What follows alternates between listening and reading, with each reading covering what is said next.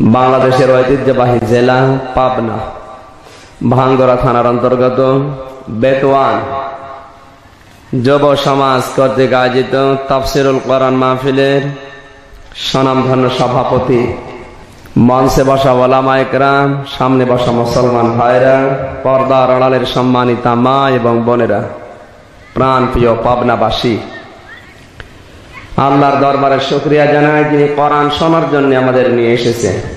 যেটা আল্লাহর জন্য করা দরকার, ওই কাজ যদি পৃথিবীর কাউকে দেখার উদ্দেশ্যে কেউ করে, ও সঙ্গে সঙ্গে মুশরিক হয়ে যায়। মুশরিক কি জান্নাতে যাবে? যাবে? মুশরিকের কিন্তু ঈমান নেই তা না, মুশরিকের ঈমান আছে। আমরা যে ইকরার বিল লিসান, তাসদীক বিল জিনান, আমল বিল আরকান, এই তিনটি কথা এক জায়গায় করলে তাকে ঈমানদার বলা হয়। আবু জেহেল মুশরিক হয়ে মারা গেছে, এর কারণ দুইটা। ও আল্লাহকে বিশ্বাস করতো যে আল্লাহ একজন আছে, তো পাশাপাশি আল্লাহ যেটা পারে, অনেক সৃষ্টির ভেতরে ওই গুণাগুণ আছে, ওই ক্ষমতা আছে, এইটাও সে বিশ্বাস করত। বদরের ময়দানে যাবার সময় কাবার গিলাফ ধরে কাঁদতেছে, কাবার মালিক তুমি একজন আছো আমি জানি, মুহাম্মদের বিরুদ্ধে যুদ্ধে যাচ্ছি, সত্যের পক্ষে যারা আছে তাদেরকে তুমি বিজয় দিও। আবু জেহেলের দোয়া দেখেন তো, ও যদি আল্লাহকে বিশ্বাসী না করবে, এই দোয়া করবে? যেন বিশ্বাস করত। আপনারা জানেন দেশের অবস্থা বা বিশ্বের যে অবস্থা, ভাষরের নাম ধরা যদিও জায়েজ আছে, কিন্তু এই মুহূর্তে ধরা যাচ্ছে না। কথা জানি সব, বলা যাবে না সব। চারিদিকে কিরামান কাতিবিন বসে আছে, কথা বললেন কেন? অনেকে মনে করছেন শুধু আমির হামজার দুই কাঁধে দুইটা কিরামান কাতিবিন। যেই দিন প্রচার হয়েছে আমির হামজা আসতেছে, পাবনার ভাঙ্গরা প্রশাসন এবং গোয়েন্দা বিভাগ যারা, আপনারা হয়তো টের পাননি। আমার যে মোবাইল আছে এর মাধ্যমে আমি নিজেই জানতে পেরেছি, কিরামান কাতিবিন আগে এসে ভরে গেছে। এই জন্য সব কথা জানার পরেও বলা যাবে না। আপনারা একটু বুঝবেন কোরআন কি বলতে চায়, নাকি লোক দেখানোর জন্য এসেছেন। কোন এক দেশে আপনারা মনে করবেন না যে হুজুর আবার এই দেশের কথা বলছে। কোন এক দেশে তিনটা লোক এক জায়গায় বসে, একজন মনের সুখে হাসতেছে, একজন মনের দুঃখে কাঁদতেছে, আর একজন কাঁদেও না হাসে না, চুপ করে বসে আছে। পাশ দিয়ে যাচ্ছিল পুলিশের লোকজন, চিন্তা করছে এরা দেশ বিরোধী ষড়যন্ত্রে লিপ্ত, তিনজনকে গ্রেফতার করে নিয়ে যাচ্ছে বাড়িতে, থানায় নিয়ে যাবে। পথে সাংবাদিকের সাথে দেখা, ডাক দিয়ে বলে ভাই এদেরকে নিয়ে যাচ্ছেন, এদের অপরাধ কি? বলে এদের গুরুত্বপূর্ণ অপরাধ আছে, ভয়ঙ্কর অপরাধী এরা। সাংবাদিক বলে ভাই আমি একজন পেশায় সাংবাদিক, আমার রুজি রুটি এর ভেতরে, সকালবেলা তো রিপোর্ট লিখবো, কি লিখবো? এদের নামে কোনো মামলা আছে, হলিয়া আছে? বলে না।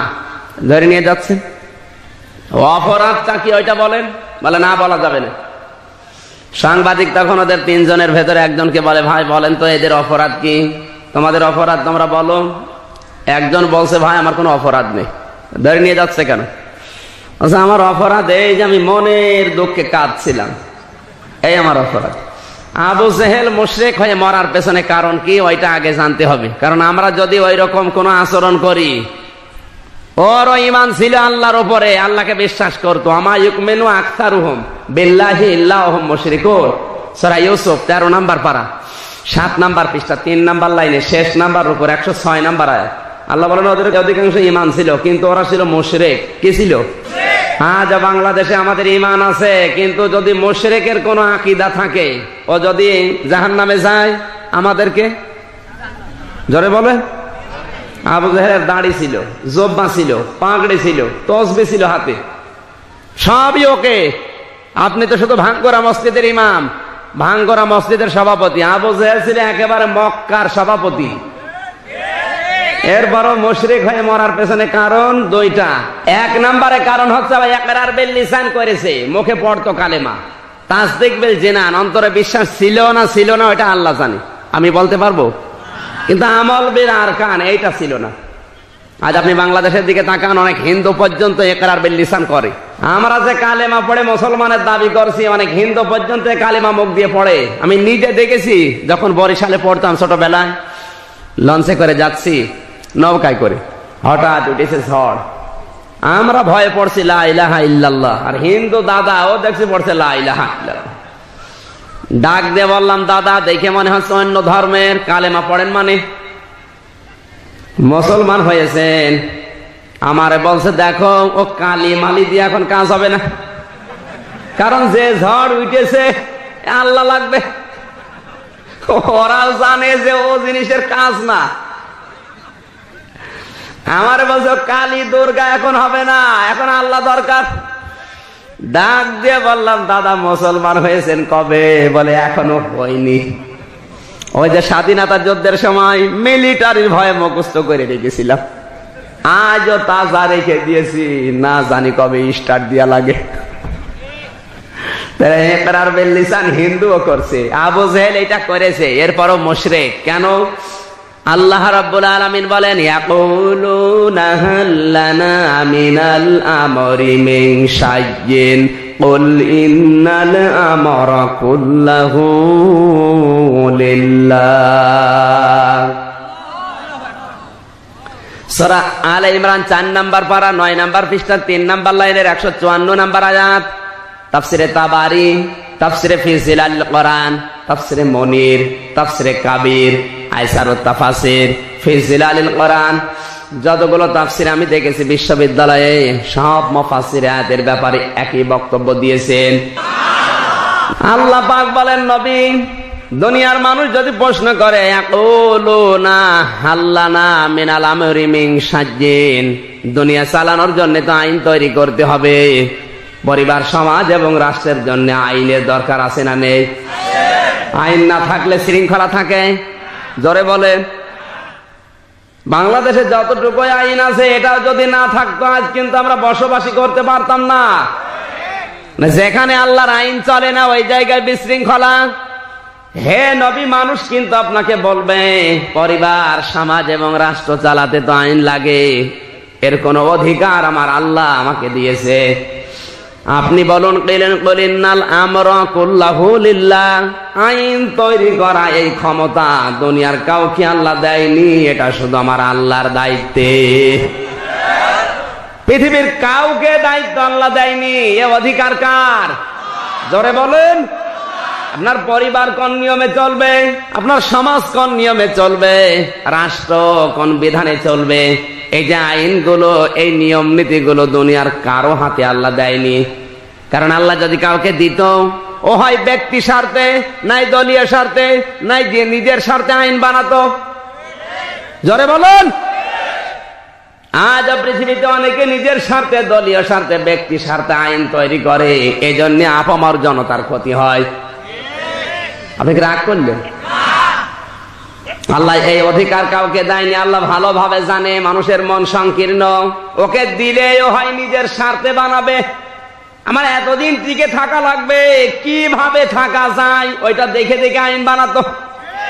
আজ যেমন বানানো হয়েছে, এই জন্য আল্লাহ কাউকে অধিকারটা দেয়নি, আল্লাহ নিজের কুদরতি হাতে রেখে দিয়েছে।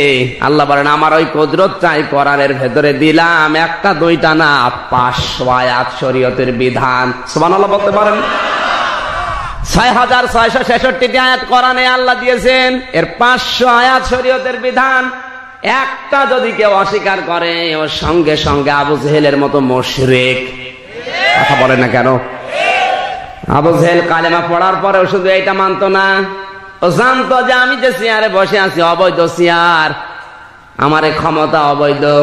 মুহাম্মদুর রাসূলুল্লাহ যেটা বলতে চাই, আমি যদি ওর কথা মতো আমার পরিবার, সমাজ এবং রাষ্ট্রের নিয়ম তৈরি করি, এই লা ইলাহা ইল্লাল্লাহ মুহাম্মাদুর রাসূলুল্লাহ, তাহলে আমি যে নিয়ম নীতি বানিয়েছি আমার এই চেয়ার টিকবে না। এই জন্য আইন বানিয়েছিল। আজ পৃথিবীর ময়দানে অনেকে কিন্তু এই চিন্তায় করে, হুজুর যা বলে মিথ্যা বলে না, কিন্তু এগুলো মানতে গেলে আমার যে অবৈধ ক্ষমতা থাকবে না, তখনই বলে এটা রাজনীতি। আবু জেহেল এটাই বলতো, সব চলতে দেওয়া যাবে, কিন্তু কোরআনের এই কথা চলতে দেওয়া যাবে না। কারণ এইটা চলতে দিলে মানুষ যখন বুঝবে যে কোরআন এই কথা বলতে চায়, আমি যে 2 নাম্বার, আমার এটা চলবে না।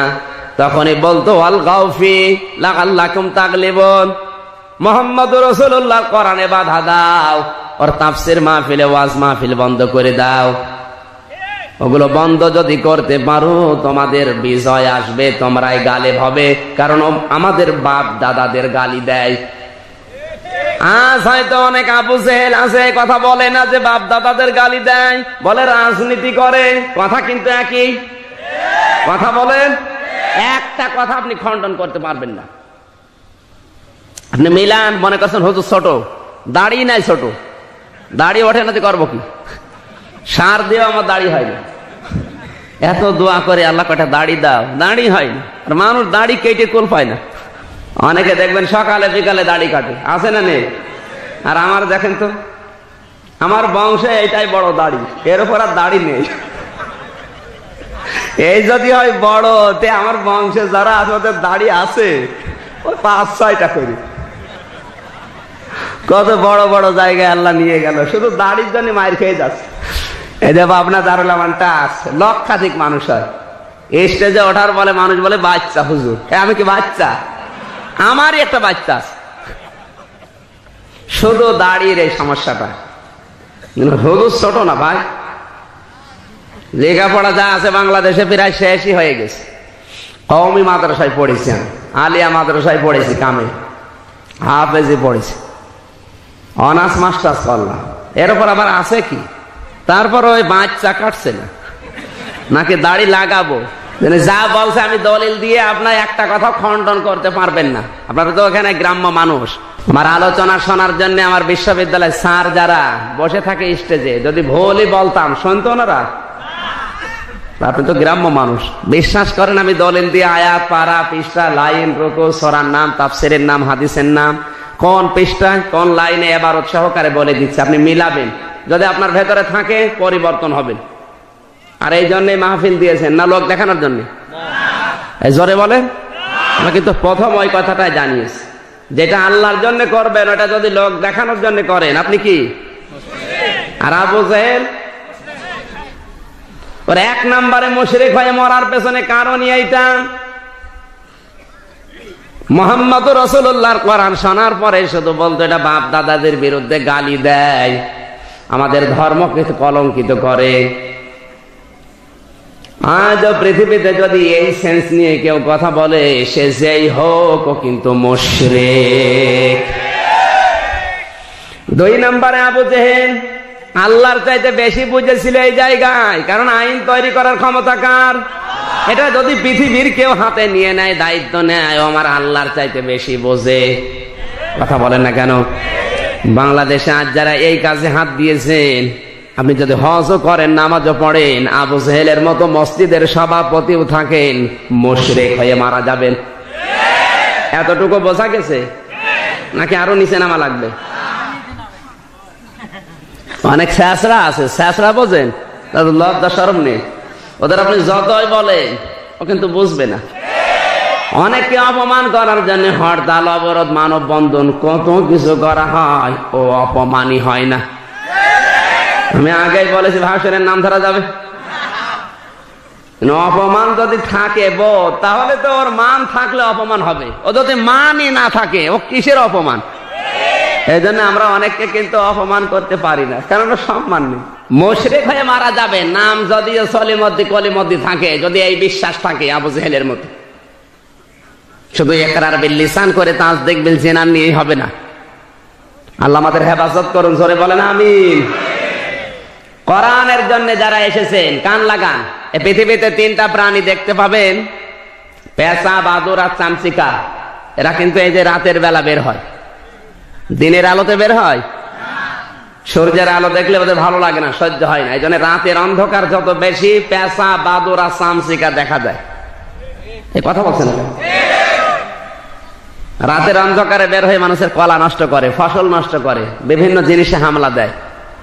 এই পৃথিবীতে কোরআনের আলো যাদের সহ্য হয় না, ওরাই কিন্তু অন্ধকারের পথ, শিরিক, বেদাত, কুফর, এগুলো অন্ধকার না? ঈমানের আলো, কোরআনের আলো যাদের সহ্য হয় না, ওরাই ওই সমস্ত অন্ধকারের পথগুলো বেছে নেয়। এই নিচে নামা লাগবে? এজন্য কোরআন যারা শুনতে এসেছেন, আলো এবার বের হবে। আল্লাহ আমাদেরকে হেফাজত করুন, জোরে বলেন আমিন। আজ তো ভুল ধরার অভাব নেই দেশে, কথা বললেই খালি ভুল ধরে। আলেমদের ভুল যদি আলেম ধরে মেনে নেওয়া যায়, দুঃখ লাগে না, কিন্তু আলেমের ভুল যদি জালেম ধরে, কিচ্ছু জানে না, ওর পেটে যদি বোম মারেন আলিফ বলতে পারবে না, অথচ ভুল ধরছে। এখানে অনেকে আছে সকালবেলা চাঁদ দোকানে গেবত করবে বসে বসে, আমির হামজা কি বলে গেল বুঝলাম না। আরে ভাই, আপনি বুঝবেন কি করে? আপনার তো যোগ্যতাই নেই। আমার কথাগুলো বোঝার জন্য আপনাকে ওই যোগ্যতা সম্পন্ন হতে হবে। আমার ভুল যদি মৌলানা মনিরুজ্জামান ইউসুফি ধরে, মৌলানা জহুরুল ইসলাম ধরে, তাহলে আমি মেনে নিতাম। আপনি একটা সূরা শুদ্ধ করে পড়তে পারেন না, তাফসীর কোন বাব থেকে এসেছে ওইটাও বলতে পারেন, ও ভুল ধরছে। আলেমরা যদিও ভুল করে কোনো কারণে, ওই ভুলটা এমনিতেই করবে না। যে বিচক্ষণ আলেম অবশ্যই ওই ভুলের ভেতরে কোনো শিক্ষা আছে। হয়তো আপনার চর্মচক্ষটা ধরা পড়ে না। আমার কথায় রাগ হচ্ছে? ইমাম শাফি রহমতুল্লাহ আলাইহি একে যেমন তেমন আলেম। ইমাম মানে আপনাদের মসজিদের ইমাম, এই ইমাম না, কোরআন হাদিস গবেষণা করে মাসলা বের করতেন, এর নাম ইমাম। এত বড় আলেম ছিলেন। তার ছাত্র আহমদ ইবনে হাম্বল রহমতুল্লাহ আলাইহি ডাক দিয়ে বলো, হুজুর আমার বাড়িতে একবার খাবার খেয়ে আসেন তো। দাওয়াতটা নিয়েছে, এত খুশি। এত বড় আলেম, মুজতাহিদ, শুধু আলেম না, মুজতাহিদ, গবেষক, বাড়িতে যাবে, আগে থেকে বাজার করেছে।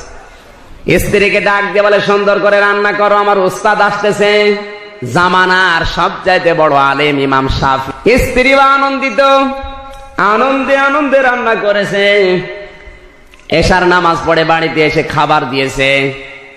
মাত্র 3 জন মানুষ, ইমাম আহমদ ইবনে হাম্বল এবং তার স্ত্রী আর ছোট্ট 6 বছরের একটা মেয়ে। খাবার এমন খাওয়া খেয়েছে, বাড়িতে আর একটা খাবারের দানাও নেই, সব শেষ। 3 জনের খাবার একাই শেষ। দ্বিতীয় নম্বরে ঘুমাতে দিয়েছে, সারা রাত ঘুমিয়েছে, তাহাজ্জুদের নামাজও নেই, ফজরের নামাজও পড়ে নাই। ওনার ছোট্ট মেয়ে 6 বছরের বয়স, এক বদনা পানি ঘরের সামনে রেখে দিয়েছিল যে তাহাজ্জুদ পড়তে পারে। বাবার মুখে শুনেছে বড় আলেম, তাহাজ্জুদ পড়বে, বুজুর্গ মানুষ। সকালবেলা ওঠার পরে দেখে পানি ওই জায়গায় আছে, ইমাম সাহেব ওঠেও নাই, পানি ওযুও করে নাই। মনের ভেতরে একটা খটকা আসা স্বাভাবিক। ওনা তো শুধু খটকা এসেছে, আর আমরা হলে ফতোয়া দিয়ে এ দেশ থেকে তাড়িয়ে দিতাম। ছোট্ট 6 বছরের মেয়ে ডাক দিয়ে বলে, আব্বা এত বড় আলেম বলে বাড়িতে নিয়ে আসলেন, বুজুর্গ মুজতাহিদ, কিন্তু কি করলো? 3টা কাজ, 3টাই ভুল। বাবা ডাক দিয়ে বলে, মা আমার উস্তাদ যা করেছে হয়তো কোনো রহস্য আছে, তোমার এই ছোট্ট জ্ঞানে ধরে নাই, অত কথা বলার দরকার নেই। মেয়েও সেই রকম বলে, আব্বা আপনি যদি উত্তর দিতে না পারেন আপনার উস্তাদকে বলবো। ছোট মানুষ চলে গেছে। ডাক দিয়ে বলে, ইমাম সাহেব বাবার মুখে অনেক প্রশংসা শুনলাম, আপনি জামানার আলেম, মুজতাহিদ, গবেষক, বুজুর্গ, কিন্তু কি করলেন? আল্লাহর নবীর হাদিস আপনি জানেন না? বিশ্ব নবী জানিয়েছেন আমার উম্মত যেন খাবার খাওয়ার সময় 3টা সুন্নত লক্ষ্য করে, 1 ভাগ খাবার, 1 ভাগ পানি, আর 1 ভাগ খালি। নবীজি বলেন, এই সুন্নাত 3টি আমল করে যদি আমার উম্মত খাবার খায়, কোনদিন ওর পেট বুকের চাইতে ওসা হবে না। কিন্তু এখন আমরা উম্মত যারা, আমাদের বুক নেই, শুধু পেট। আইরে ভড়ি, ও কোন মারা যায়, আখেরি ভড়ি। মহিলারা পর্যন্ত ভড়ি দেখলে লজ্জা পায় যে আল্লাহ একই পেট। সন্তান হওয়ার সময় তো এত বড় পেট আমারও ছিল না। কথা বলেন। কিছু কিছু মানুষের ভড়ি দেখলে শয়তান পর্যন্ত আশ্চর্য হয়ে যাবে, একই ভড়ি নাকি ওর ভেতরে কিছু আছে। এই যে কুষ্টিয়ায় মেয়র নির্বাচন গেল, কিছু কিছু মানুষ আসতো জমান নামাজের পরে বলে, হুজুর মেয়রে দাঁড়িয়েছি, দোয়া করেন। বুকে যাব কি করে, ভড়ি, আমি তো আরো আধা ফাঁক হয়ে যাব। পৃথিবীতে যত নবীকে আল্লাহ পাঠিয়েছেন, প্রত্যেকটা নবীর ছিল বুক বড়, পেট ছোট। কথা বলুন। কারণ নবীরা সুন্নত মেনে খাবার খেত। সেনা ছিল বড় বড় আর পেট ছিল ছোট্ট। আর এখন আমরা উম্মত, সেনা খুঁজে পাওয়া যায় না, শুধুই ভুঁড়ি। বেশি বেশি যারা খাবার খাবে দুনিয়ায়, দুইটা জিনিস বড় হবে বেশি, একটা মোষ আর একটা ভুঁড়ি। আপনি লক্ষ্য করে দেখেন, যারা বেশি খাবার খায় হয়তো ওদের মোষ বাড়বে বেশি বেশি, নাই ভুঁড়ি। যেটা রাখার দরকার ওইটা রাখে না। মোষ রেখে দিয়েছে জেনারেল ওসমানের মতো, পাকিয়ে রাখে। কুষ্টিয়ায় বড় বাজার এক চাষাকে বলছে, চাষা মোষগুলো কাঁচা ছিল, পাকলো কবে? মোষ পাকানা, দুধ খেতে যে সর লেগেছে। ওর মোষের বহর কত বড় চিন্তা করে, দুধ খেতে যে সর লেগেছে টের পাইনি। শুধু হাসির খোরাকি না, এখানে শিক্ষা বের করতে হবে। ছোট্ট মেয়ে অত বড় ইমামকে বলে, হুজুর আমরা বাড়িতে মাত্র 3 জন মানুষ, নবীজির সুন্নাত মেনে যদি আপনি খাবার খেতেন, আমার বাবা আশা বাজার করেছে, মাজা রান্না করেছে, খাবার আরো থেকে যাবার কথা, কিন্তু আপনি কিভাবে খেলেন? উদর পূর্ণ করে খাবার খেয়েছেন। আমরা রাতের বেলা না খেয়েছিলাম। মেহমানের সামনে যদি কথা বলে ওর সম্মান বাড়বে। ছোট মানুষ, ইমাম সাহেব কিছু মনেও করে না, ডাক দিয়ে বলে, মা কেন আমি এই খাবারগুলো সব খেয়েছি? তুমি তো জানো না তোমার বাবার হালাল খাবার, হালাল ইনকাম। আমি কোনদিন এইভাবে পেট পুরে খাবার খাই না, 3 ভাগ করে আমার পেটকে খাবার আমি প্রতিদিন খাই, কিন্তু আজকে তোমার বাবার হালাল টাকার খাবার। আর তোমার মা একজন নেককারিনী মহিলা, এই নেককারিনী মহিলা ইবাদত বন্দেগীতে সময় কাটায়। তিনি যখন রান্না করেছে আর তোমার বাবার হালাল টাকার খাবার, খাবারটা সামনে আনার পরে দেখলাম খাবারের উপরে নূর চমকাচ্ছে। আর আমাদের খাবার আনলে নূর চমকায়, কথা বলে। বনের জমি ফাঁকি দেওয়া সম্পদ আরামে খাচ্ছে। অনেকে সুদের টাকা ছেড়ে রেখেছে এলাকায়, ওই টাকা আসে, ওই টাকা তোলে আর বড় বড় মাছ কিনে খায়। জোরে বলেন সুবহানাল্লাহ। নাউযুবিল্লাহ। কুষ্টিয়ার NS রোডে যান, আসরের নামাজ পড়ে অনেকে সুদের টাকা তুলতে বের হয়, অথচ আসরের নামাজ পড়ে এসেছে। যেখানে আমি নামাজ পড়াই, জমান নামাজ বড় মসজিদে, একবার দেখে একটা লোক বসে বসে তসবিহ টিপছে। বললাম, ভাই কি করেন আপনি সারাদিন বসে মসজিদে? বলছে, হুজুর আমার কোনো কাজ নেই। শহরে থাকতে হলে তো কাজ করা লাগে। বলছে, আমার বাবার জমি ছিল, বিক্রি করে 35 লাখ টাকা ব্যাংকে রেখে দিয়েছি, প্রতি মাসে ওখান থেকে 40,000 টাকা লাভ আসে। ওই লাভ তুলি খায় আর আমি আল্লাহ আল্লাহ করি, আমার কোনো চিন্তা নেই। মানে তো সুদ কবিরা গুনাহ হবে। বলছে, হুজুর আমি জানি সুদ খেলে কবিরা গুনাহ হয়, আমি জানি, এই জন্য টাকা আমার নামে না, টাকা আমার বোন নামে। আর টাকাটা দেখেছিস বোন নামে, আমি শুধু বাজার করে নিয়ে আসি, বাবু রান্না করে আমি খাই, কোনো গোনা নেই। গোনা যদি হয়েও যায়, ওই যে জিকির করছে, এই জিকিরের সওয়াব আর এই গোনা কাটাকাটি, মাঝখানে জান্নাতে যাব ফাও। বাংলাদেশে আজ অধিকাংশ মানুষগুলো এই ধান্দায় বেশি আছে। দেখলে বোঝা যায় না, মনে হয় যে আকাশ থেকে পালিয়ে এসেছে, অথচ বনের জমি আত্মসাৎ করেছে, ভাইয়ের জমি নিজের নামে জল চাল দলিল করে লিখে নিয়েছে। না এলাকায় সব নেই? কান খাড়া করে শোনেন, যে মানুষগুলো শরিক ফাঁকি দিয়েছেন, ভাই হোক, বোন হোক, মেয়ে হোক, জনগণ হোক, শরিক যারা ফাঁকি দেবে, 2টা ক্ষতি তাদের হবে। 1 নাম্বার, ওর ইবাদত বন্দেগী কবুল হবে না। 2 নাম্বার, মরণের সময় বেঈমান হয়ে মারা যাবে, ঈমান নসিব হবে না। সূরা নিসা 10 নম্বর আয়াতের ব্যাখ্যায় আছে, তাফসিরে তাবারি। দলিলগুলো লম্বা করে বলা যাচ্ছে না, এগুলো দেখে নেবেন। শরিক ফাঁকি দিয়ে কিয়ামত পর্যন্ত সেজদা দিলে, একটা সেজদা আরো সেজদা তো দূরের কথা, মাথার উপরে উঠবে না। এখানে ফাঁকি দেওয়া আমরা বুঝি মনে করি শুধু ভাইয়ের জমি, বোনের জমি, মেয়ের জমি ফাঁকি দেওয়া, এইটাই না। কোরআনে কারিমে আল্লাহ ইয়াতামা দিয়েছেন। এতিম আবার 2 প্রকার। এতিম কয় প্রকার? জোরে বলে। আমরা বাংলাদেশে এতিম মনে করি কাদের? যাদের মা বাবা নেই, মনে করি এইটা এতিম। কথা বলে না কেন?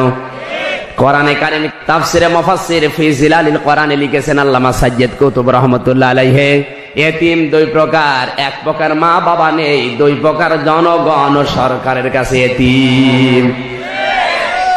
সুতরাং জনগণের দায়িত্ব নেওয়ার পরে যদি কোনো দায়িত্বশীল মানুষের সম্পদ গুলো আত্মসাৎ করে, ওপর থেকে যা আসে সবই নিজের নামে করে নেয়, এই মানুষগুলো মারা যাওয়ার সময় বেঈমান হয়ে মারা যাবে, ঈমান নসিব হবে না।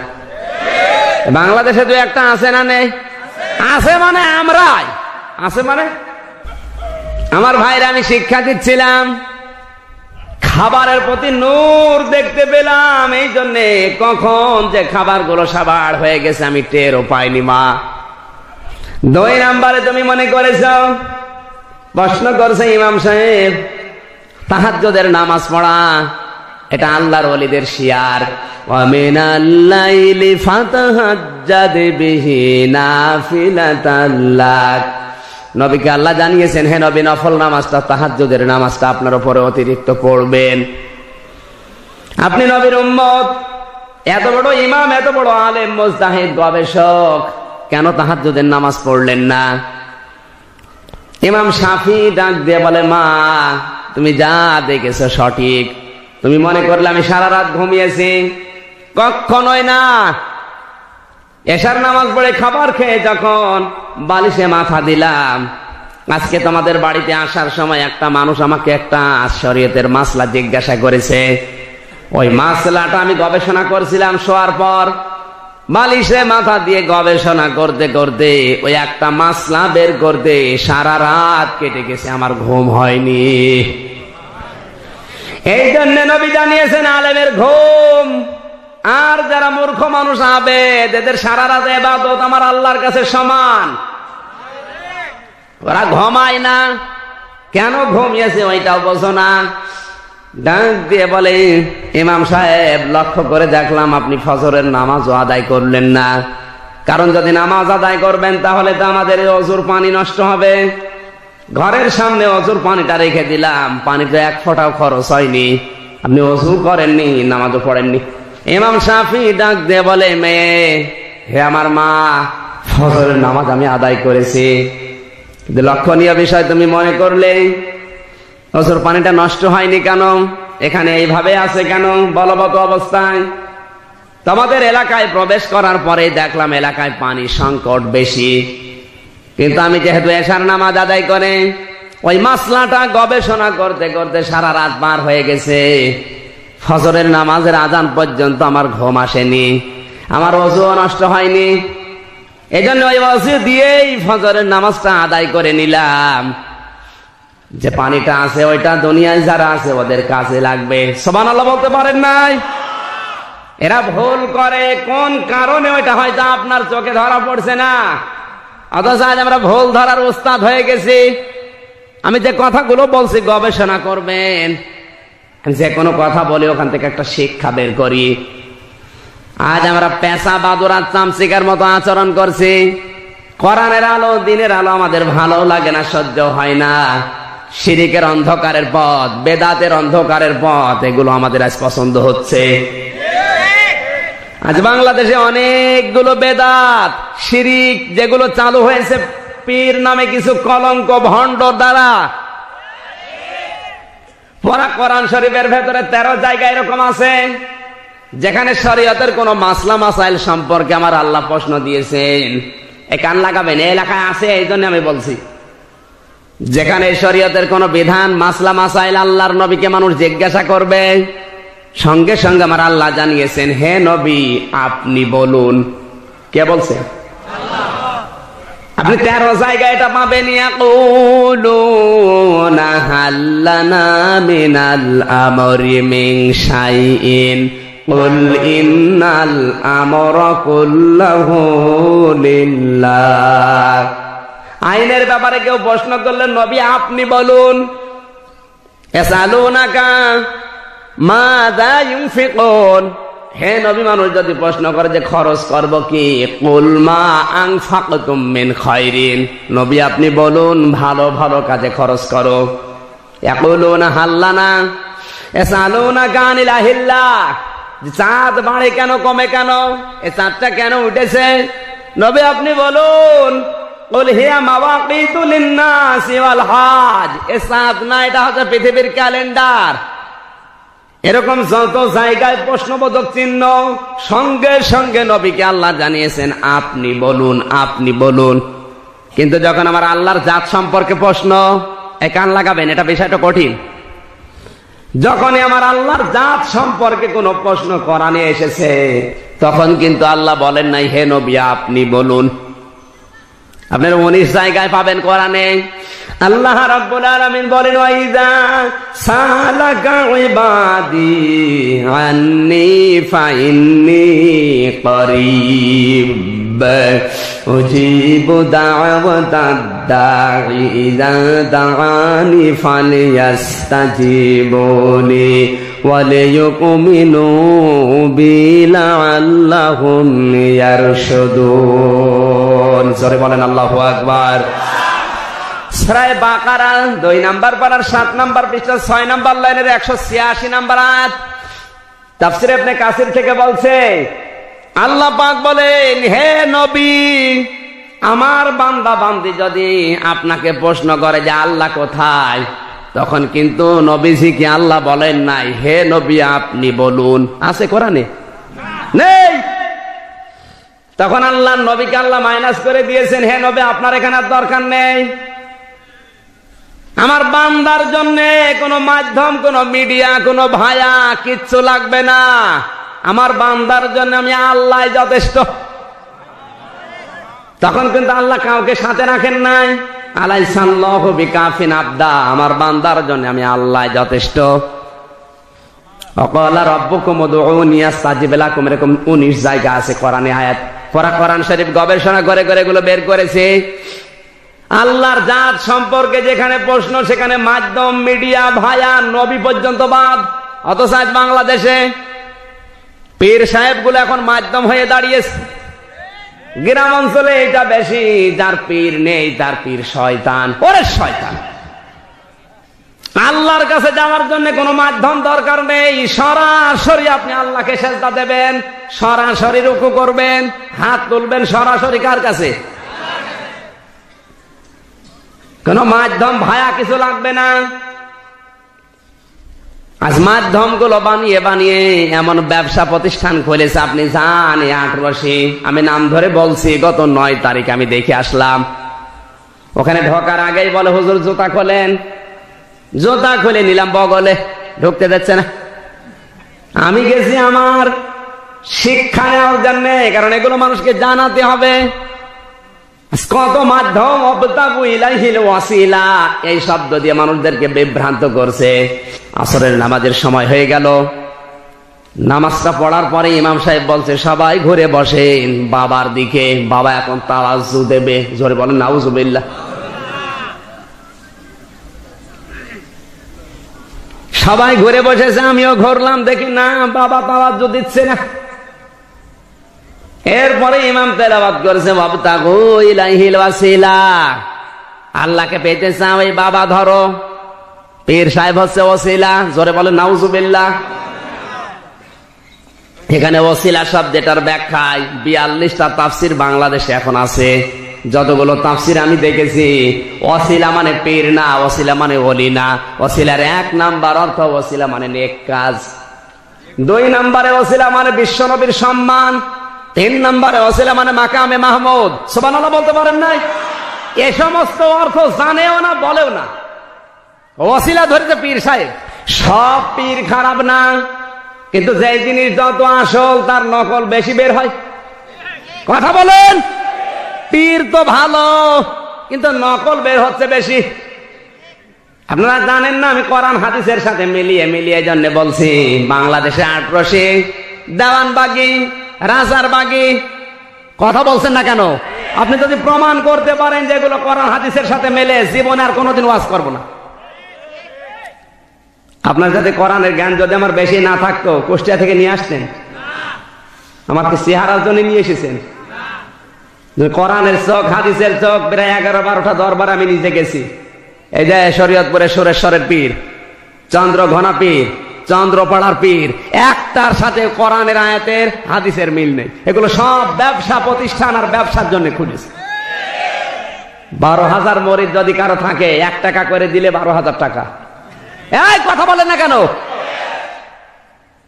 কোরআন তো আল্লাহ শুধু পড়ার জন্য দেয়নি। আফালা ইয়াতাদাব্বারুন আল কোরআন, কেন গবেষণা করে না কোরআন নিয়ে? একটা বারের জন্য চিন্তা করেন না কোরআনের আয়াত শোনার পর নবীকে আল্লাহ মাইনাস করে দিচ্ছে। আপনি নাম পাবেন না নবীর, জিজ্ঞাসা করেন যারা আলেম আছে। আল্লাহ নবীকে কিন্তু এখানে আল্লাহ বলেন নাই হে নবী কুল, আপনি বলুন। আল্লাহ নবীকে আল্লাহ বলে আপনার দরকার নেই। ফাইন্নি করিব, আমি আল্লাহ যথেষ্ট। আমি আমার বান্দার নিকটে, আমার বান্দা আমার কাছে হাত তুলবে। আর কবরের কাছে বাবার পা ধরে বসে আছে। এই ভ্রান্ত ধারণাগুলো বাংলাদেশের গ্রাম্য অঞ্চলে বেশি। পীরের মুরিদ না হলে জান্নাত পাওয়া যাবে না, এ ফতোয়া দিচ্ছে অনেকে। কান খাড়া করে শোনেন, পীর মানে উস্তাদ, পীর মানে শিক্ষক, পীর মানে মুআল্লিম। আপনি যেটা জানেন না, যে জানে শরীয়তের বিধান, তার কাছে জেনে নেবেন, এইটা পীর। পীর মানে ওই গাছতলায় বসে, আস্তানায় বসে হু হু করার নাম পীর না। কথা বলেন। স্পষ্ট যদি না হয় বলেন, প্রশ্ন করতে পারেন। যদি স্পষ্ট না বোঝেন বলেন। আপনাকে আল্লাহ এই গাছতলায়, আস্তালায়, বাসতলায়, মাদ্রাসায়, মসজিদে পাঠায়নি। আল্লাহ পাঠিয়েছে কোন জায়গায়, ওইটাও আপনি জানেন না। এই কোরআনে ১৫০০ বছর আগে আল্লাহ আমার জানিয়েছেন, ওয়াইদ ক্বালা রাব্বুকা লিল মালাইকাতি ইন্নী জাইলুন ফিল আরদি খলিফা। কান লাগান। এতদিন শুনেছেন, কিন্তু এই কথা এর ভেতরে আছে, আমিও জানতাম না। কোরআন শরীফ গবেষণা করতে শুরু করলাম, ইন্নী জাইলুন ফিল আরদি, আরদন শব্দ নিয়ে বিশ্ববিদ্যালয়ের কেন্দ্রীয় লাইব্রেরিতে গবেষণাগারে বসে বসে চিন্তা করলাম, আল্লাহ কেন জাইলুন ফিল আরদি দিলেন? একটা দুইটা না, যতগুলো তাফসীর আমার নজরে পড়েছে, পড়তে পড়লে শেষ পর্যন্ত দেখলাম এতদিন যা শুনেছি অধিকাংশগুলোই ভুয়া। আপনাদের কষ্ট হচ্ছে নাকি? আর সঠিক কথা বলছি। আপনি মিলিয়ে বাড়িতে যে দেখবেন এই কথাগুলো তাফসীরের ভেতরে লেখা আছে। এতদিন হুজুর যা বলেছে আল্লাহ তোমাদের খলিফা করে পাঠিয়েছে, ওটা আমিও জানতাম, কিন্তু খলিফা করে পাঠিয়েছে কোন জায়গায় ওইটা আমি জানতাম না। সে ছোট্টবেলায় মাদ্রাসায় ভর্তি হওয়ার পরে বিশ্ববিদ্যালয় শেষ করে ফেললাম, এতদিন আমি ওইটাই জানতাম যে আল্লাহ পাঠিয়েছে খলিফা করে।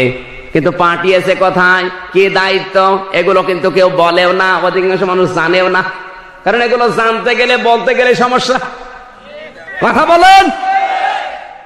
একটু কান লাগান তো, আল্লাহ কি দিলেন। হে নবী, স্মরণ করুন ওই সময়ের কথা যখন আপনার রব ফেরেশতাদেরকে বলেছিলেন, ইন্নী জাইলুন ফিল আরদি খলিফা, অবশ্যই আমি জমিনে খলিফা পাঠাবো। কি পাঠাবো?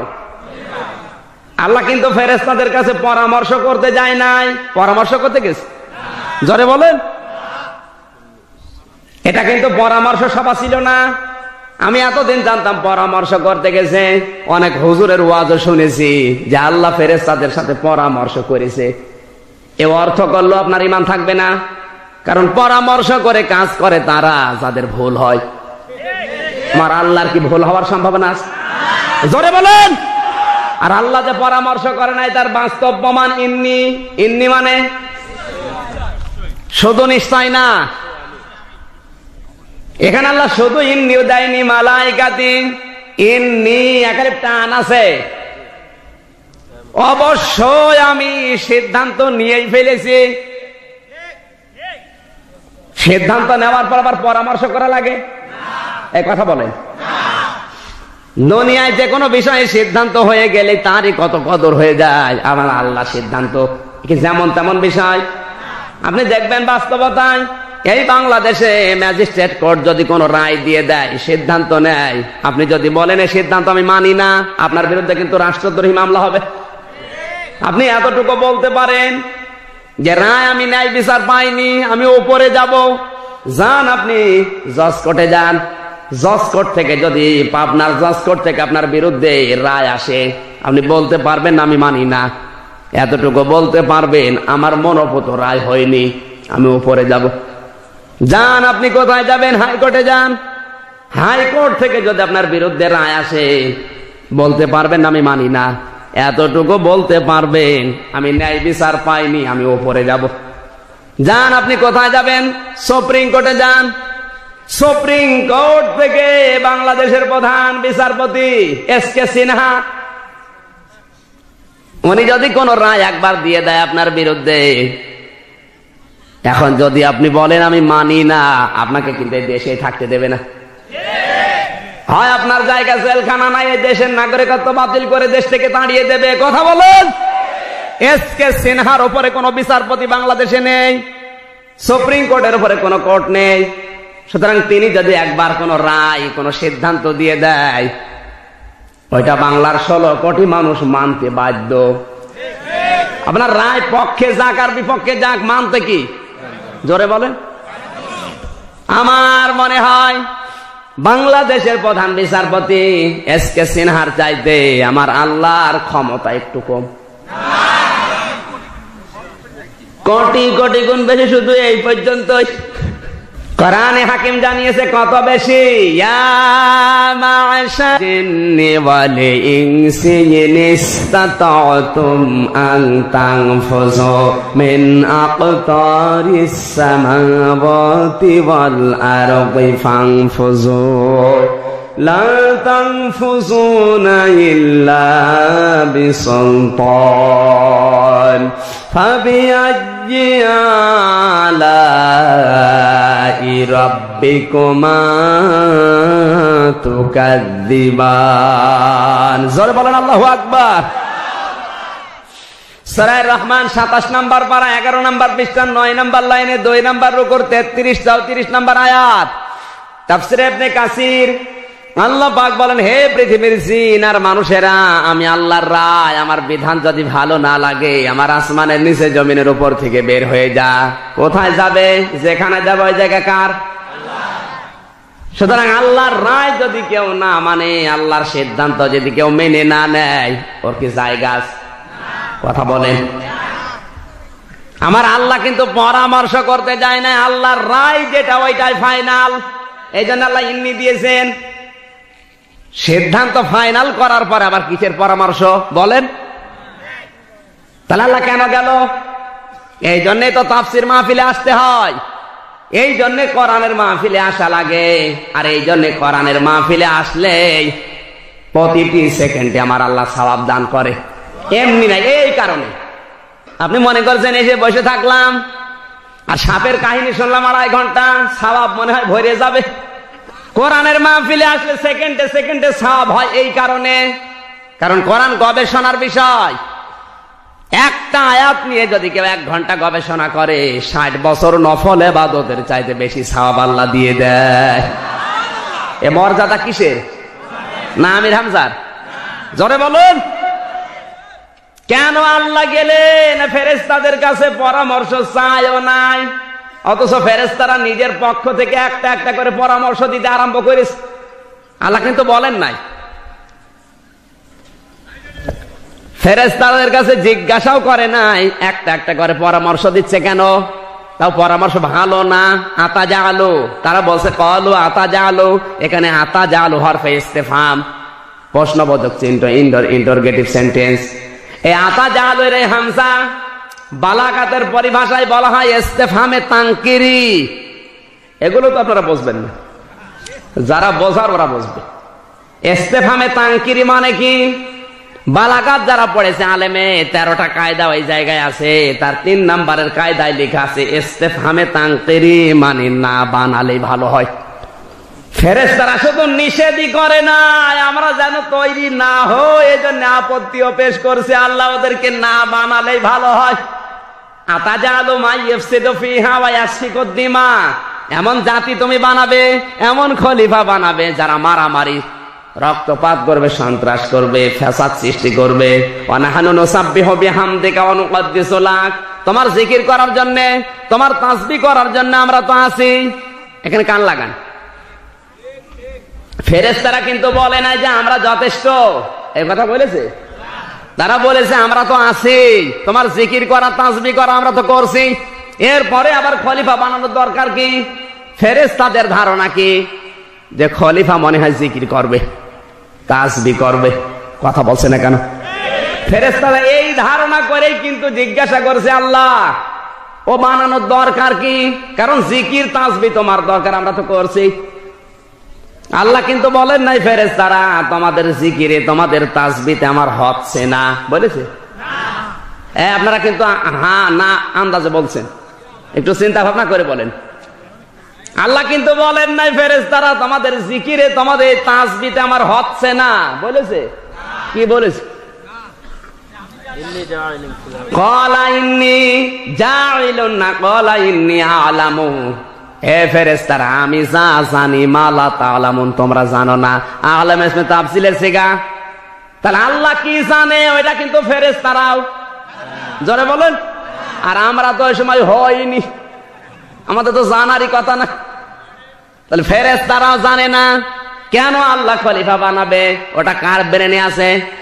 শুধু আমার আল্লাহর এলেমের ভেতরে ওইটা আছে, কাউকে আল্লাহ এখনো জানায়নি। আর আমরা অনেক দূরের কথা, আমরা তো জানবই না। ফেরেশতারাও যেটা জানে না, শুধু জানে আমার আল্লাহ।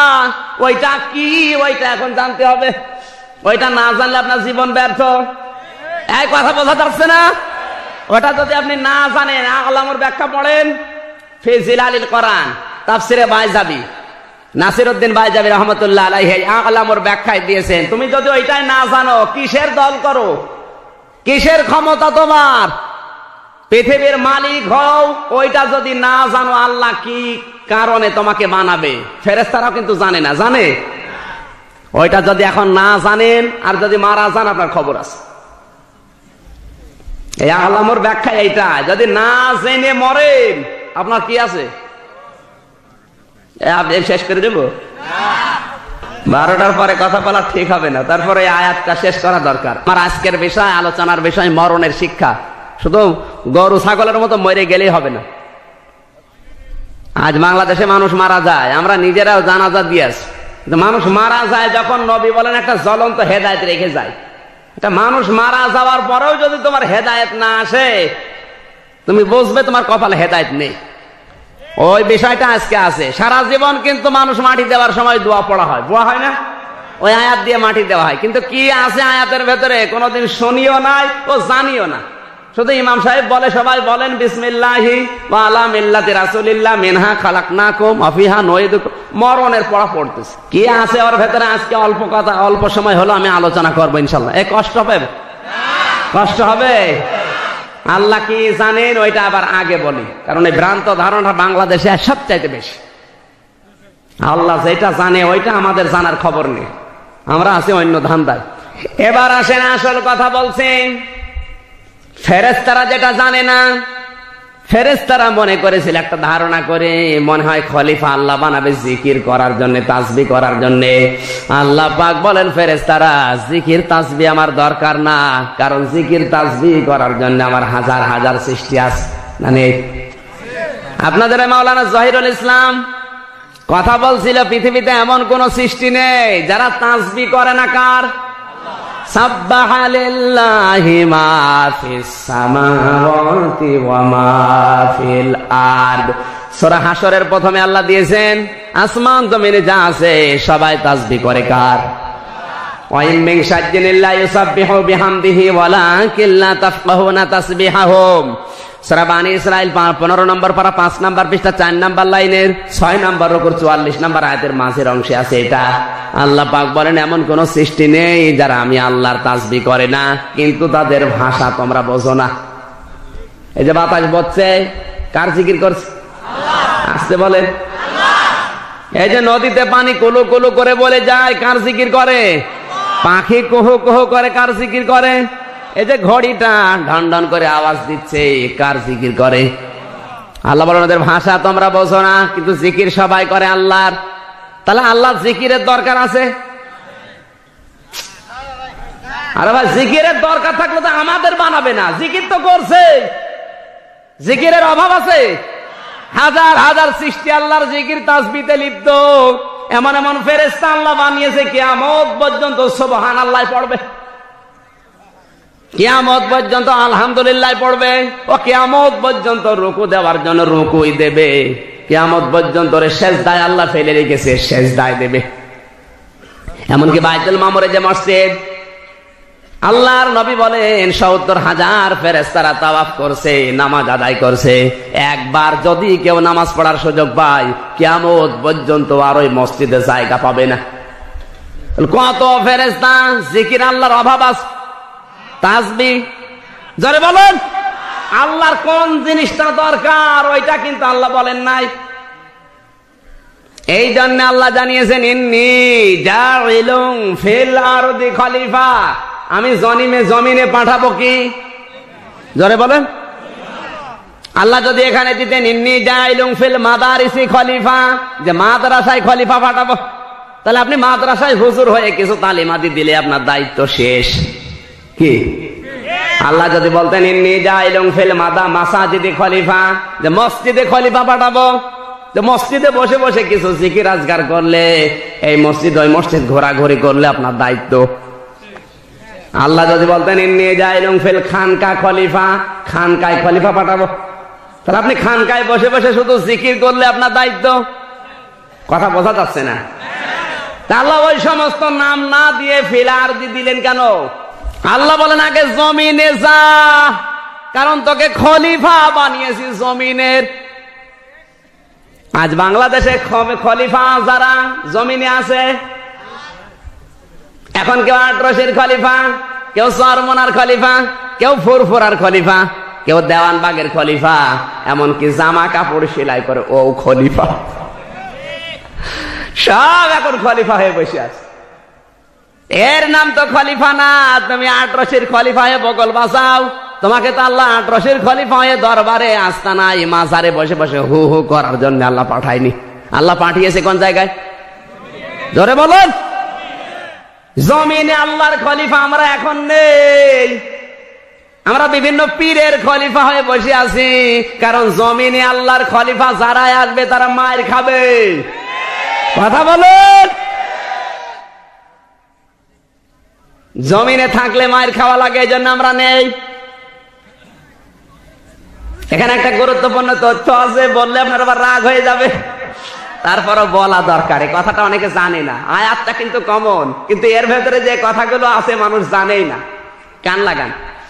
আল্লাহ রাব্বুল আলামিন বলেন ইন্নাল্লাহা আশতারা মিনাল মুমিনিনা আনফুসাহুম ওয়া আমওয়ালাহুম বিআন্না লাহুমুল জান্নাহ।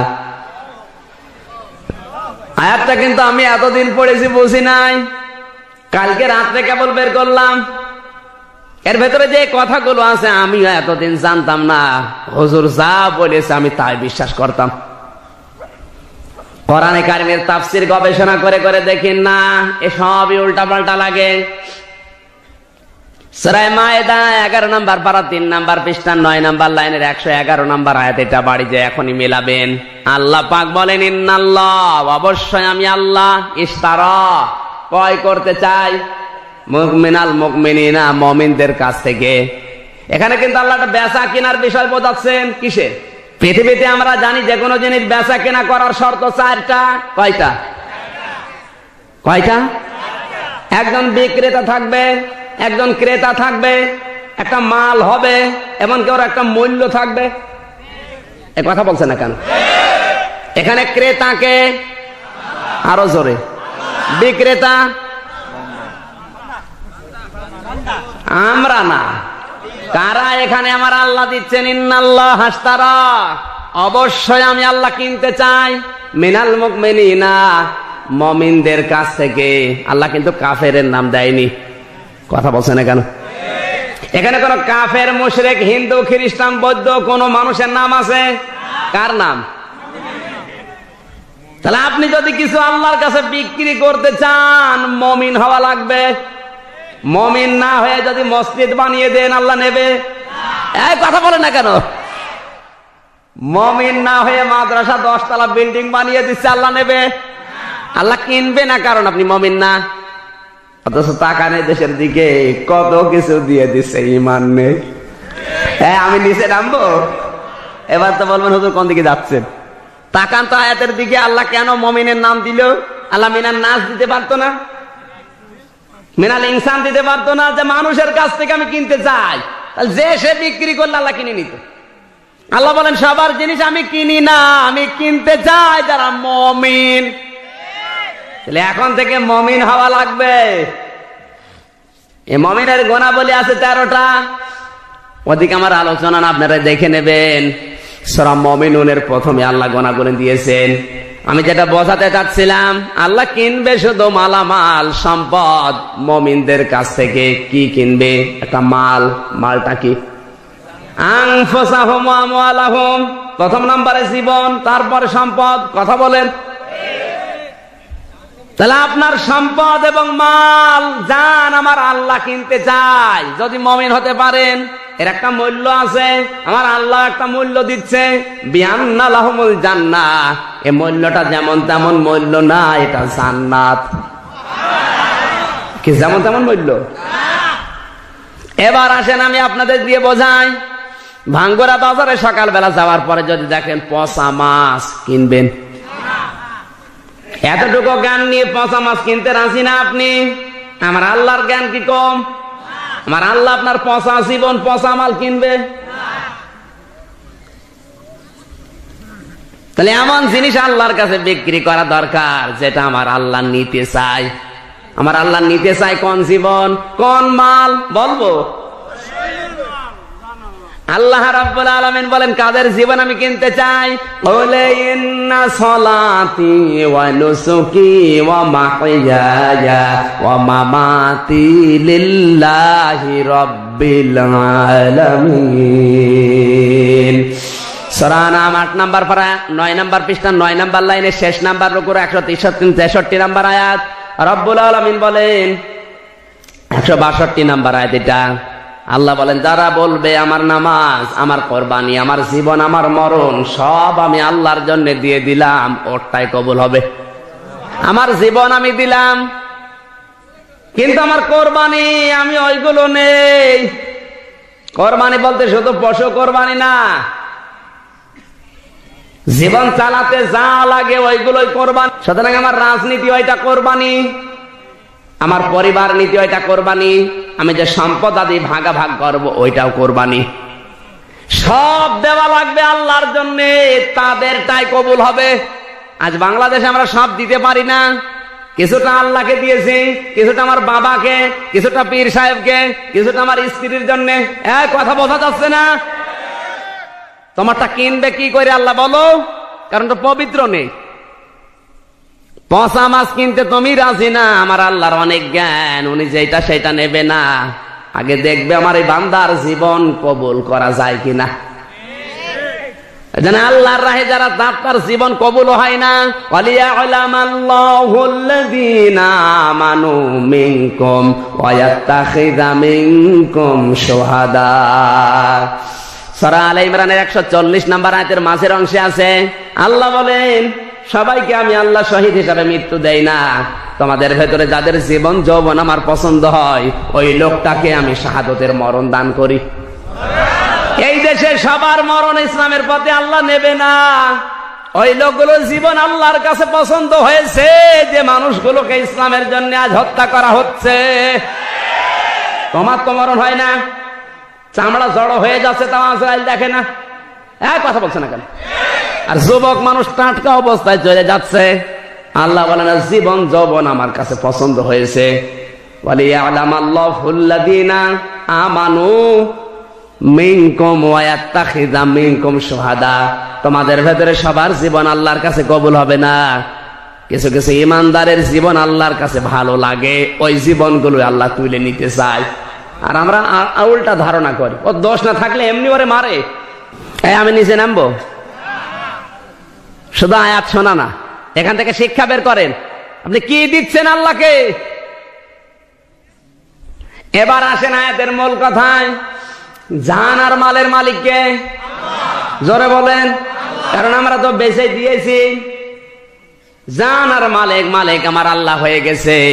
জান্নাতের মালিককে? জান্নাতের মালিক আল্লাহ মানে আল্লাহর কাছ থেকে তো কিনেই নিয়েছি, বিনিময়ের হিসাবে আল্লাহ জান্নাতটা দিয়েছে। তাহলে জান মাল যদি আল্লাহকে আমরা দিয়ে দিতে পারি, জান্নাত আরো জোরে, আমার জান্নাত আমি যেভাবে ইচ্ছা ব্যবহার করব, আর আল্লাহ জান মাল মালিক, উনি যেভাবে ইচ্ছা এবার ব্যবহার করবে। কি কায়দায়? আমার আল্লাহ নিজে ব্যাখ্যা দিচ্ছেন। এই ব্যাখ্যাটা কিন্তু দুনিয়ার কোন মানুষের কাছে আল্লাহ ছেড়ে দেয়নি। এই কান লাগান, এখানে শিক্ষা আছে। এখানে কিন্তু আমার আল্লাহ এই ব্যাখ্যাটা দুনিয়ার কোন মানুষের হাতে ছেড়ে দেয়নি। এই জন্য আল্লাহ নিজে ব্যাখ্যা করছেন, ইউকাতিলুনা ফি সাবিলিল্লাহি ফায়াকতুলুনা ওয়া ইউকতালুন।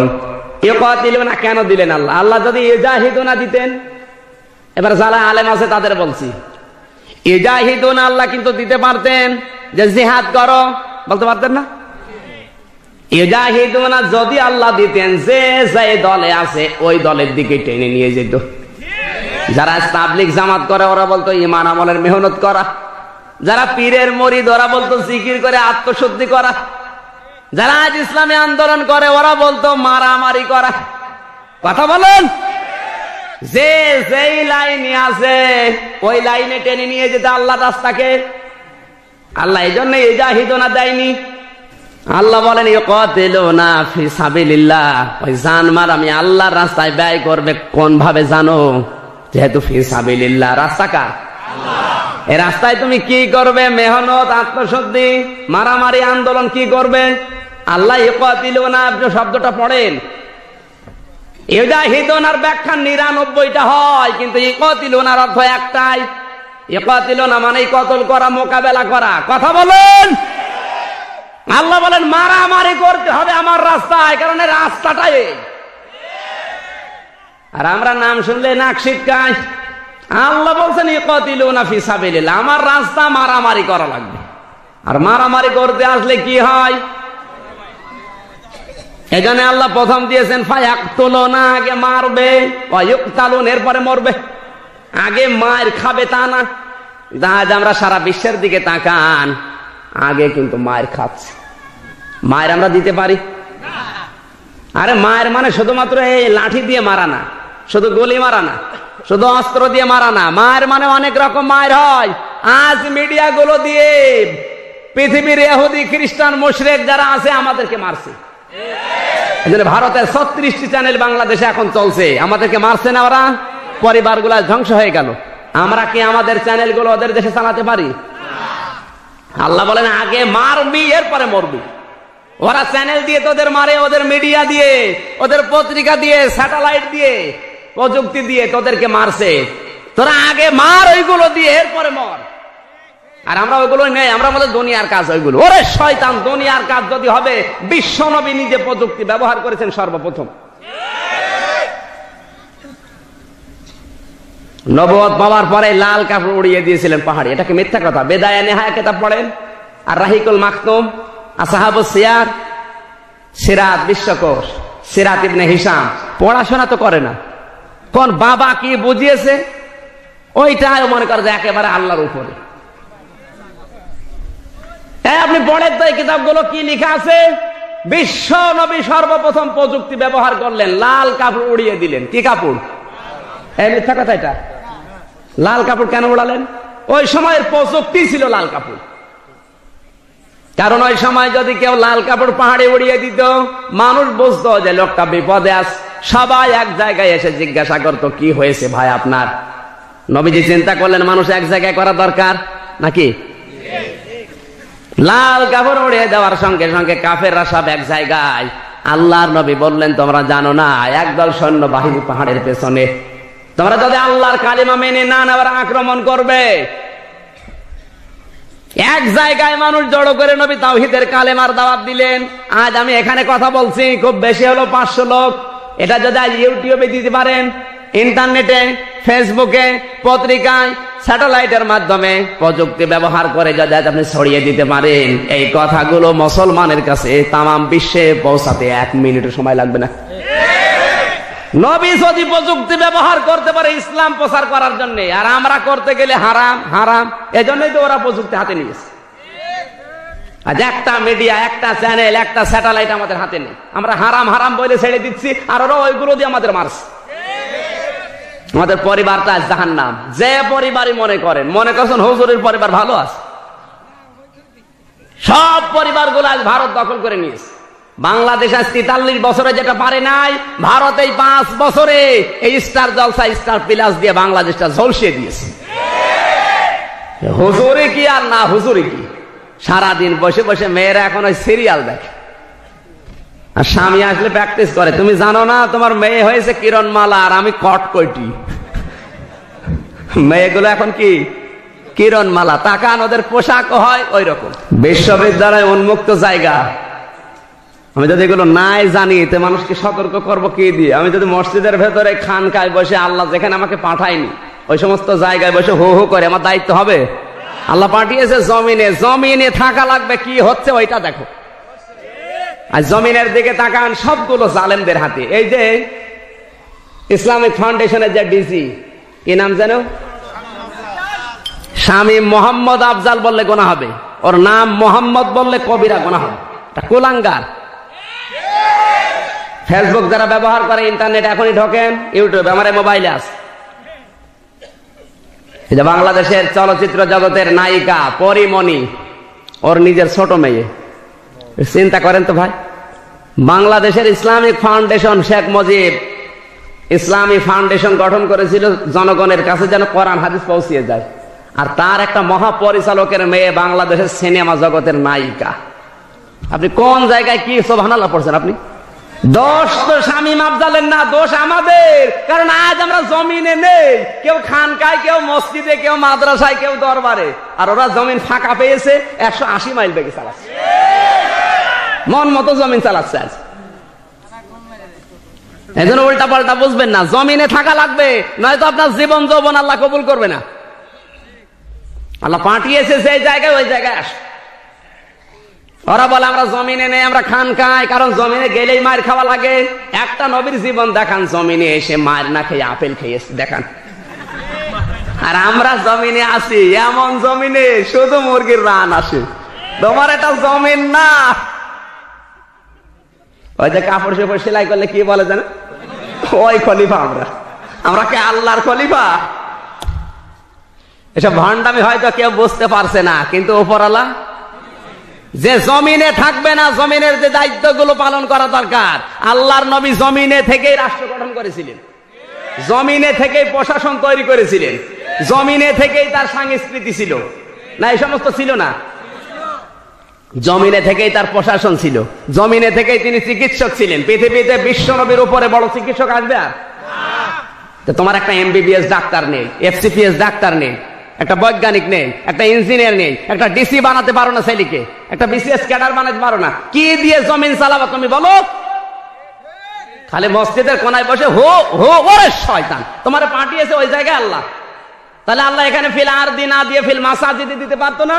কোরআন বোঝার ক্ষমতা নেই, ওর বাবা বুঝিয়েছে মসজিদে বসে বসে হো হো করো, ও করে দাস। তাহলে আয়াতটা কেটে বাদ দিয়ে দেন। বারবার বলছি, কে বলেছে আপনার ছেলেকে হুজুর বানাতে হবে? কে বলেছে? নামের আগে মাওলানা মুফতি লিখে বড় হুজুর হয়ে বসে আছে। এদিকে জমিন চালাচ্ছে জালেমরা, প্রশাসনে একটা লোক আমাদের নেই, সব এখন জালেমদের হাতে। বিচার ব্যবস্থায় একটা হিন্দু বসে আছে। ঠিক বললেই হবে, ঠিক বলছেন কোন লজ্জায়? দোষ তো ওর না, দোষ আমাদের। BCS ক্যাডার হতে হলে SK সিনহা একজন BCS ক্যাডার, সে ঢাকা বিশ্ববিদ্যালয় থেকে অনার্স মাস্টার্স করা, আর আমরা তো ভার্সিটি বারান্দায় যেতে পারি না। ওই যে উনি একজন বলে ফেললে হুজুর আপনি দেখেন, তো বাস্তবতায় আপনি না আসলে শুধু মসজিদের কোনায় বসে তসবিহ টেপবেন।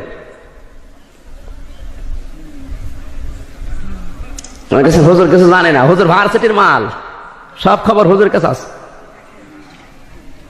আজ আমাদের কিচ্ছু নেই হাতে, ফাঁকা জমিন নিয়ে বসে আছি, জালেমরা মন মতো চালিয়ে যাচ্ছে। যেখানে আল্লাহ পাঠিয়েছে ওই জায়গায় আসো, যদি না আসো খবর আছে।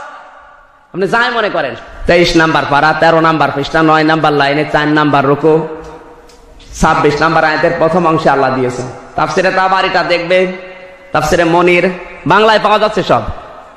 আমি গুলো থিওরি গুলো বলছে, এগুলো দেখে নেবেন। কেন আল্লাহ জমিনে খলিফা করে আপনাকে পাঠালেন, আপনাকে ওই সমস্ত জায়গায় না পাঠিয়ে কেন পাঠিয়েছেন, এর কারণগুলো সুলাইমান নবীর নাম দিয়ে দিয়ে আল্লাহ জানিয়েছেন। ইয়া দাউদ, হে দাউদ, ইন্না জাআলনাকা খলিফাতান ফিল আরদ, তোমাকে আমি জমিনে পাঠালাম কি করে? খালি এক স্পষ্ট কথা, এর ভেতরে কোনো তো জড়তা নেই। এরপরও যে মানুষ বোঝে না কেন, আমার তো বুঝে আসে না। আল্লাহ যদি কোনো জড়তা শব্দ দিত তাহলে হয়তো আবার মধ্যে কষ্ট হতো। আল্লাহ দিয়েছেন ইন্না জাআলনাকা খলিফাতান ফিল আরদ, এর জন্য আবার কারো কাছে ব্যাখ্যা শুনতে যাওয়া লাগে? এরপরও এখন আপনি করবেন না, যা গায়ে জ্বর আছে নাকি না কোনো কারণ আছে বলেন না মেনে নেওয়ার? খালি এতটুকু কারণে আপনার শক্তি সামর্থ্য আছে, এখন আপনি পাওয়ারে আছেন, এই জন্য মানবেন না। আল্লাহ বলেন পাঠালাম তোমাকে জমিনে খলিফা করে, কি করবা? আঙ্গুল চুষবা? কি করবা? ফাহাকুম বাইনান নাসি বিল হক, মানুষের ভেতরে ন্যায় বিচার করবা। কি বিচার? কার ভেতরে? গরু ছাগলের ভেতরে? মানুষের ভেতরে। একটু বিবেকের কাছে প্রশ্ন করেন তো, মানুষের ভেতরে ন্যায় বিচার করার মতো কোন যোগ্যতা আমাদের হাতে আছে এখন? মারা গেলে কি জবাব দেবেন তারপরে চিন্তা ভাবনা করে মরেন। খালি মানুষ মারা গেলে মাটি দেবেন, জান্নাত চলে যাবে। মিনহা খালাকনাকুম, মাটি দিয়ে তোমারে বানিয়েছে। আল্লাহ কিন্তু দুর্বল পয়েন্টে আঘাত দিয়েছেন। কে দিয়ে বানিয়েছে? কেন মাটির কথা দিলেন? সোনা দানার কথা না দিয়ে মাটির কথা দিয়েছেন। মানুষ যেন অহংকার না করে, কারণ তো জন্মের রহস্য কি? মাটি, যার উপরে মানুষ পায়খানা করে, প্রসাব করে। কথা বলেন, এই জিনিস দিয়ে তৈরি হয়ে এত বাহাদুরি আসে কোত্থেকে? এই জন্য আল্লাহ দুর্বল পয়েন্টে আঘাত দিয়েছে। অনেকগুলো কথা এই জায়গায় আছে। মিনহা খালাকনাকুম, এই মাটি দিয়ে আল্লাহ তোমাকে বানিয়েছে। অফিহা নুঈদুকুম, এই মাটির ভেতরে তোমাকে রেখে গেলাম। এর ভেতরে রাখার পরে কি হবে? 3টা প্রশ্ন আছে, এক একটা প্রশ্নের ভেতরে অর্থ আছে 5টা করে। মিনহা নুখরিজুকুম তারাতান উখরা, এই মাটি থেকে কিয়ামতে আল্লাহ তুলবে। কেন তুলবে আর তোলার পরে কি হবে? আল্লাহ রাব্বুল আলামিন এ শুধু আয়াত পড়া না, এর ভেতরে যা শিক্ষা দিয়েছেন আমল করার তৌফিক আমাদের যেন দান করেন। আমিন। বারাকাল্লাহু লানা ওয়া লাকুম ফিল কোরআন।